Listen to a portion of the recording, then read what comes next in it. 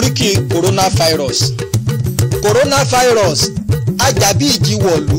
ajániláyà bí èpè apanirun ìwìn burúkú tí ń pani nígbe àǹjànú àìsàn tí ń ba gbogbo ìlú lẹ́rù àìsàn China tí jà kárí ayé. China COVID-19. amúniwọ̀kì síyẹ̀wò ẹni amúnidaṣọpomú nígboro àìsàn tí ń pàṣàrẹ́ pátápátá amúyè kan jìnnà sí mọ̀lẹ́bí ẹ̀. Coronavirus akànnilágbá ilé gbígbé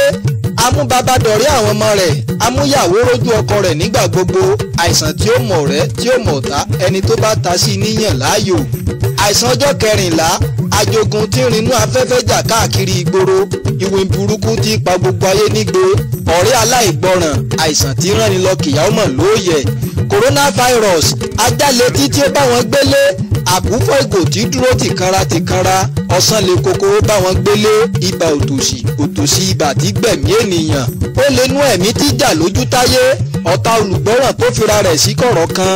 ajániláyé lọ tí jọjọ́ orí ẹni àlùsí àìsàn tí bá aláìgbọràn dòwò pọ̀ akójí ìjì wọ̀lú arìn bí ìjì wọ̀lú agbọ́kọlọ́wọ́ aya rẹ̀ jù sí kòtò ọ̀run akankú lójú pípa ni èmi àkànjí òde mẹ́wọ̀ọ́rẹ́ àwé